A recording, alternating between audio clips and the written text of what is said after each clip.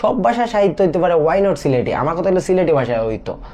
আপনারা আরেকটা ভিডিওতে স্বাগত জানাইরাম। আমি তাহিদুর রহমান শাহ। আশা করি আপনারা সব ভালো আছেন, আমিও ভালো আছি। আজকে আমি আপনার লগে শেয়ার করবো কিভাবে আমরা সুন্দর করে সিলেটি ভাষা মাতমু। এটা করতে হইলে সর্বপ্রথম আপনারা যে কামটা করতে হইব, আপনি উড়াদুরা যে কোনো এক দোকানও বইয়া উড়াদুরা আশপাশের যারা আছেন তার লগে পরিচিত হইয়া একদম খাসা ভাষায় আপনি মাতবা এবং তারা কথাগুলো শোনার চেষ্টা করবা।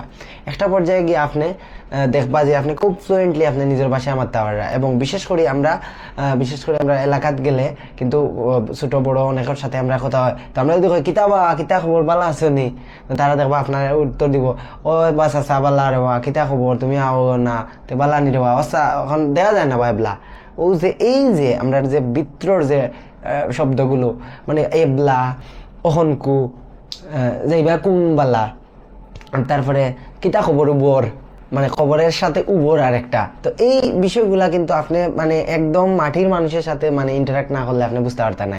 তো সবসময় চেষ্টা করবা সিলেটি ভাষা মাতার এবং সিলেটি ভাষা লেখার চেষ্টা করবা। কারণ আমি আমার ব্যক্তিগত জায়গা থেকে যেটা মনে করি যে খালি মাতি হইতো না, এটা লিখতে হইব। এবং লেখা এমন সব ভাষা সাহিত্য হইতে পারে, ওয়াই নট সিলেটি? আমার কথা হলো সিলেটি ভাষায় হইতো। এটা মানে উদ্দেশ্য হইল কি, সিলেটি ভাষা আপনি লেখার চেষ্টা করবা, করলে ওই বকিতা এটা আপনার মেমোরিতে থাকবো এবং এটা আপনার মাধ্যমে অন্যকেও জানার চেষ্টা করবো। কারণ মুখের জিনিসগুলো জনশ্রুতি হিসাবেই যায় কি, কিন্তু লিখিত জিনিসগুলো এভিডেন্স হিসাবে থাকে। তো ছোটখাটো বিষয় নিয়ে শেয়ার করলাম, পরবর্তীতে যুক্ত হইমু নতুন কোনো বিষয়ে। সব ভালো থাকুক।